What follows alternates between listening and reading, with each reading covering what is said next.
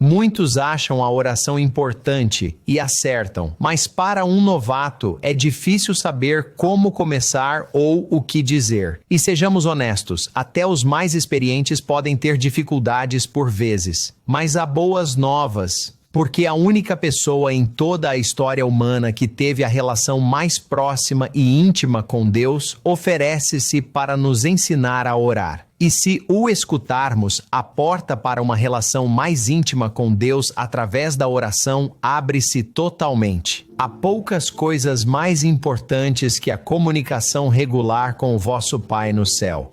Mas a oração não é natural. Afinal, não vemos Deus. Quando falamos com Ele geralmente não responde. Pode haver momentos em que sentimos como se Deus estivesse virtualmente na sala conosco, mas noutros momentos parece que ninguém está a ouvir. Não ajuda o fato de a cacofonia das cristandades por aí ensinarem tantas coisas diferentes sobre a oração. Algumas recomendam proferir orações decoradas. Algumas recomendam orar a intermediários como anjos ou supostos santos. Outras sugerem que as orações mais poderosas são proferidas em línguas sem sentido que ninguém compreende. Alguns têm questões básicas sobre a oração, mas têm vergonha de perguntar, embora não devessem. Como se começa uma oração? O que se diz? Sobre o que se deve pedir? Todas essas são boas perguntas. E se estiver a começar a fazer essas perguntas, Deus fica contente por querer saber. De fato, os discípulos de Jesus também pediram para saber. Vamos ler em Lucas capítulo 11, versículo 1. Aconteceu que, enquanto orava num certo lugar, quando parou, um dos discípulos disse-lhe: Senhor, ensina-nos a orar, como João ensinou aos seus discípulos. Então ele ensinou-lhes, e visto que a sua resposta à pergunta deles foi registrada para nós, isso significa que a instrução de Jesus para eles pode tornar-se a sua instrução para nós também. E não existe um mestre de oração mais importante do que o próprio Jesus Cristo. Lemos mais detalhes sobre o que ele ensinou no relato de Mateus sobre o mesmo ensinamento. Vemo-lo no capítulo 6, a começar no versículo 5. Ali ele diz: Quando orarem, não sejam como os hipócritas, pois eles amam orar de pé nas sinagogas e nas esquinas das ruas para serem vistos pelos homens. Em verdade vos digo que já receberam a sua recompensa. Agora, ele não está a dizer que a oração pública sob certas circunstâncias é má. A Bíblia tem múltiplos exemplos de orações públicas, incluindo algumas do próprio Jesus. Ele está a dizer aqui, no entanto, que devemos evitar ver as nossas orações como forma de impressionar os outros. Em vez disso, as nossas orações diárias regulares destinam-se a ser privadas entre nós e Deus. Ele explica isto em mais detalhe, começando no versículo 6.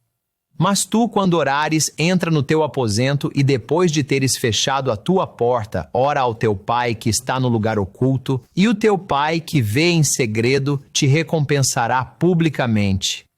Note que Jesus sugere um lugar privado para a sua oração rotineira e regular. Assim, a sua oração é um assunto só entre si e Deus. Isto não significa que orar com um cônjuge ou filhos seja inapropriado. De modo algum, orar com os filhos é uma forma maravilhosa para eles aprenderem a fazê-lo. Mas, novamente, a oração não é para ser exibida. É sobre comunicação íntima com o seu Criador. Ele adiciona outro elemento importante a isto no versículo seguinte. E quando orarem, não usem repetições vãs como os gentios, pois pensam que serão ouvidos pelas muitas palavras. Nós não construímos uma relação íntima com ninguém repetindo frases como um ator num teatro. A oração é comunicação genuína com Deus, não algum tipo de encantamento rotineiro que proferimos com as mesmas palavras repetidamente. Isto é um pouco irônico porque a passagem seguinte é chamada a oração do Senhor. E é repetida por muitos como se essa repetição das palavras exatas como um guião fosse equivalente à oração como Jesus ensinou. Mas tal abordagem viola a própria instrução da passagem para não mencionar a totalidade de exemplos recolhidos nas Escrituras. Pelo contrário, o que Jesus fez por eles nos versículos subsequentes e o que ele faz por nós representa um modelo de oração, uma oração da qual podemos aprender para sabermos como orar por nós próprios. próprios. E na oração modelo de Jesus que ele usou para ensinar os discípulos, encontramos 7 elementos úteis que devemos usar nas nossas orações também. Jesus já nos ensinou sobre o melhor ambiente para a oração, bem como o que não fazer. Agora vamos aprofundar a sua oração modelo para aprender o que devemos fazer. Primeiro, notem como Jesus começa a oração. Continuemos a ler em Mateus 6, versículo 9. Desta forma, portanto, orai, Pai nosso que estás nos céus. Agora paremos mesmo aí porque ele já nos ensinou algo importante. Reparem que Jesus se dirige diretamente a Deus e concentra a sua oração no seu Pai Celestial. Ele não começa com as suas necessidades, desejos ou anseios. Ele foca-se em Deus e chama-lhe Pai. Uma oração é um apelo ao vosso Pai no céu e está enraizada numa relação com Ele. E notem também, é uma oração feita diretamente a Deus. Aqueles que ensinam a necessidade de passar por seres inferiores, orando a anjos ou santos imaginários no céu, estão simplesmente a contradizer a palavra de Deus e o próprio exemplo e instrução de Jesus. Em várias passagens, Jesus fala de pedir diretamente ao Pai. Mais tarde, o apóstolo Paulo diz-nos que podemos aproximar-nos com confiança do trono da graça de Deus, a promessa de acesso direto. Aqueles que vos ensinam a orar a seres inferiores a Deus estão a enganar-vos, por mais inocentemente que seja, e devem ser completamente ignorados. Claro que Jesus está no céu e ele também é Deus. E vemos o exemplo do mártir Estevão a pedir a Jesus para receber o seu espírito mesmo antes da sua morte. O Filho de Deus é Deus, tal como o Pai é Deus. Juntos são a família de Deus. Mas a oração de Stephen é rara nas Escrituras por uma razão. As nossas súplicas devem ser direcionadas, em primeiro lugar, a Deus, o Pai, exatamente como Jesus nos instrui. Dirigirmos-nos a Deus, nosso Criador e dador de vida, no início da oração, focando-nos nele, não em nós. Ajuda a estabelecer a nossa mente na perspectiva correta na nossa oração desde o próprio começo. O próximo ponto da oração que Jesus ensina ajuda a aprofundar essa mentalidade. Vamos a Mateus 6, 9. Pai nosso que estás nos céus, santificado seja o teu nome. Aqui, na oração modelo, Jesus ensina-nos o próximo elemento: louvor e honra a Deus. Santificar algo significa considerá-lo santo e tratá-lo com grande reverência. O nome de Deus representa o seu caráter, a sua bondade e a sua majestade. Jesus dirige-se ao seu Pai nos céus e, mais uma vez, em vez de começar com todos os seus desejos ou necessidades, ele inicia louvando a Deus. Nas nossas orações, devemos gastar os primeiros momentos a refletir sobre a identidade daquele a quem nos dirigimos, mencionando e agradecendo-lhe pela sua bondade e misericórdia, pelo seu poder e glória, dirigindo-nos a Ele de uma forma que demonstre a nossa compreensão de que Ele é santo, justo e perfeito, eternamente vivo, eternamente amoroso, eternamente sábio e sempre atento à sua criação. Como Isaías, capítulo 57, o descreve: o Altíssimo que habita na eternidade, cujo nome é santo.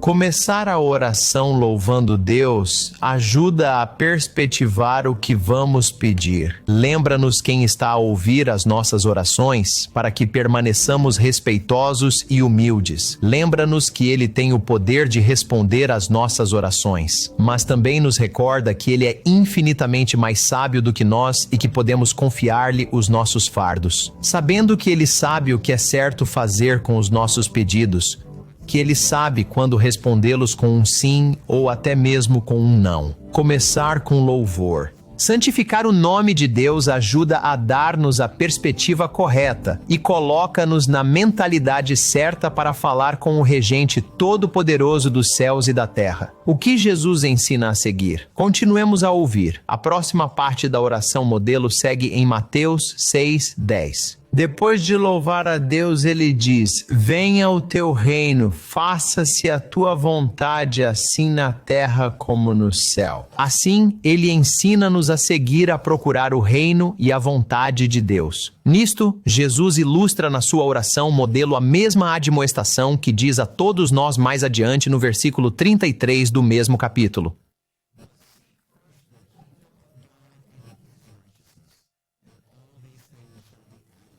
E antes de ter feito um único pedido pessoal a Deus, na oração modelo, ele faz isso. Expressa o seu desejo pelo reino de Deus. E verdadeiramente, com toda a tragédia, desgosto e turbulência que nos rodeia nestes dias, os nossos corações devem ser impelidos a querer que o reino de Deus venha o mais depressa possível. Contudo, buscar o reino de Deus é mais do que apenas procurar um paraíso na terra. É desejar a vontade de Deus em todas as coisas acima da nossa própria. Daí o restante deste versículo, Jesus diz-nos que logo no início da nossa oração, devemos garantir a Deus que buscamos a sua vontade mais que a nossa. Queremos que o seu reino reine e não o mundo à nossa volta. E queremos que a sua vontade seja seguida e realizada neste mundo e não a nossa.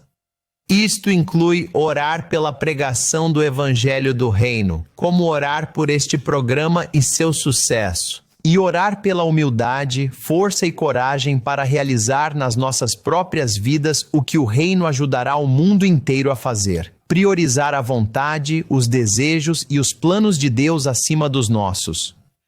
O próprio Jesus exemplificou perfeitamente esta atitude no jardim do Getsêmani antes da sua crucificação, quando disse: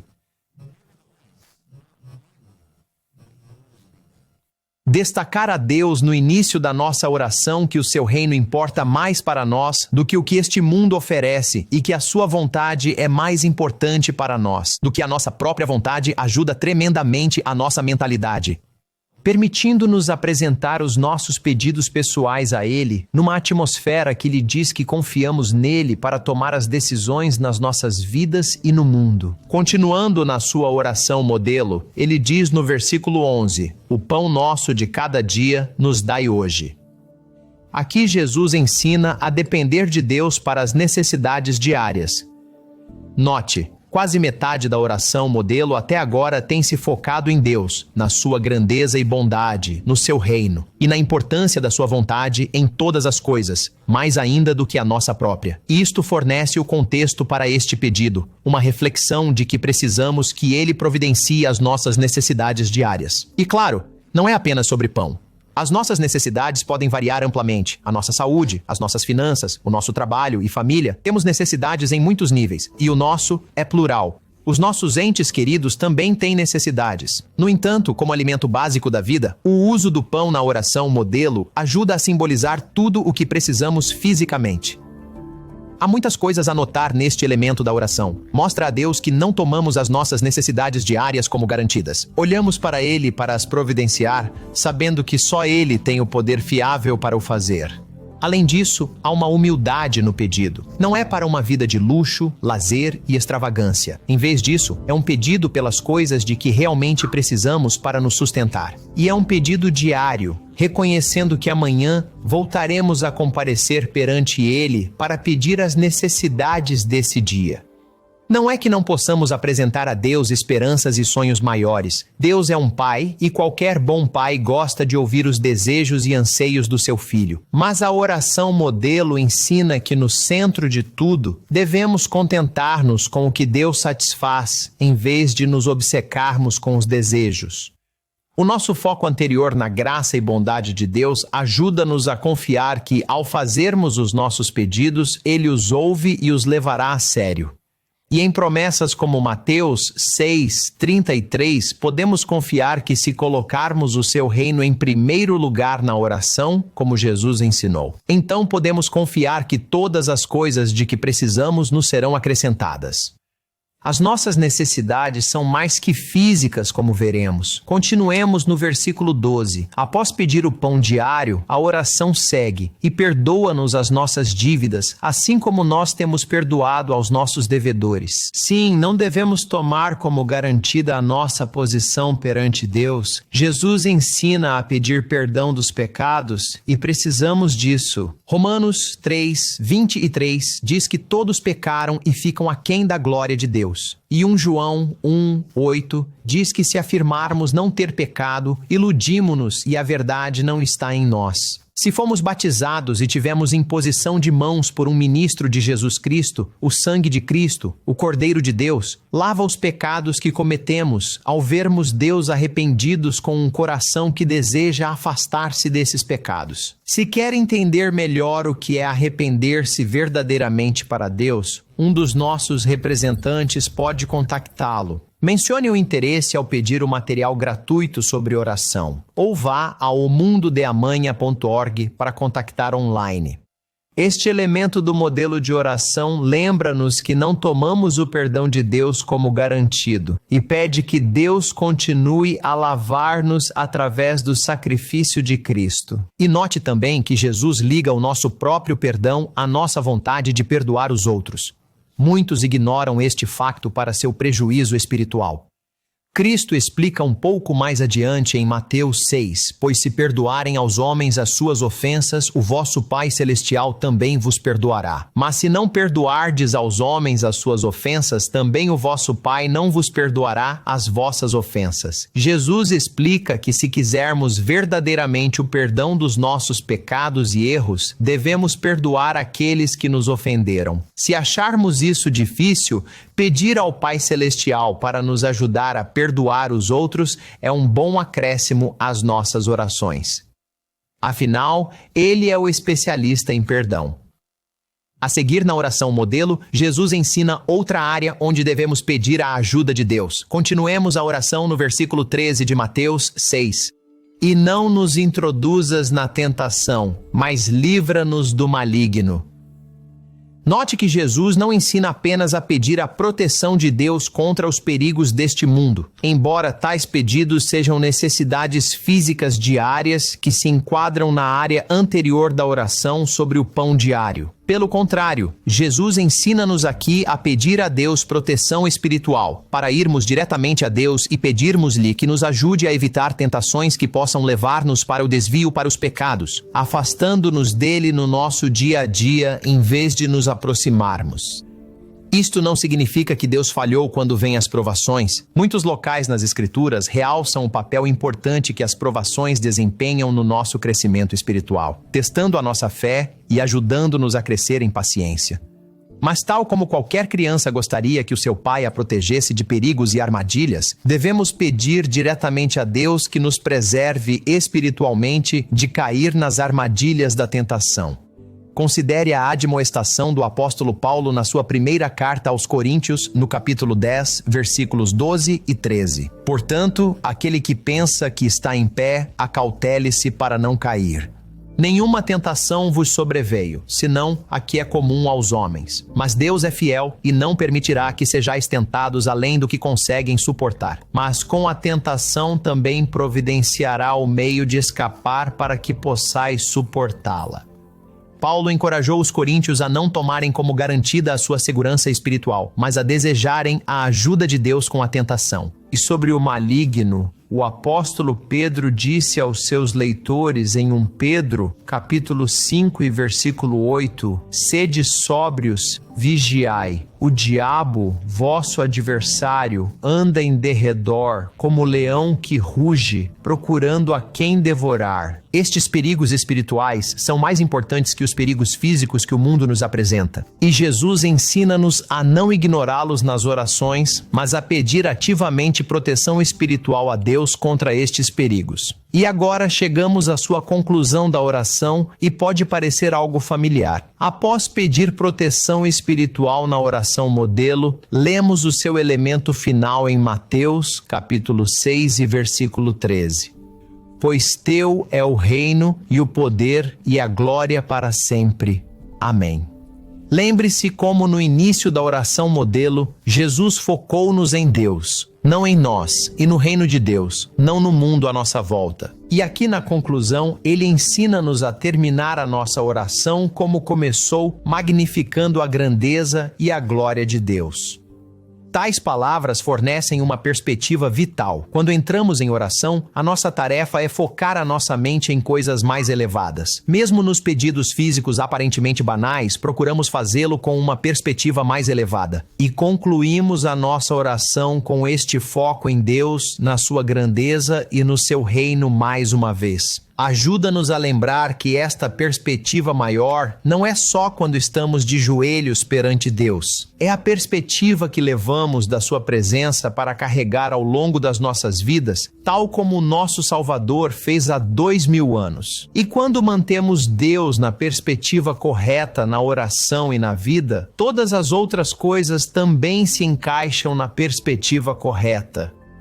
Não há nada mais importante nesta vida do que construir um relacionamento com Deus. E Jesus Cristo sabia disso. E ele garantiu que esta oração modelo seria registrada para sempre, não só para ensinar e guiar os seguidores no primeiro século, mas para ensinar e guiar os seus seguidores no século 21 também. Obrigado por assistir. Se achou este vídeo útil, veja mais do nosso conteúdo ou clique em subscrever para se manter a par do que publicamos. E se quiser o guia de estudo gratuito sobre este tópico, clique no link na descrição. Vemo-nos na próxima vez.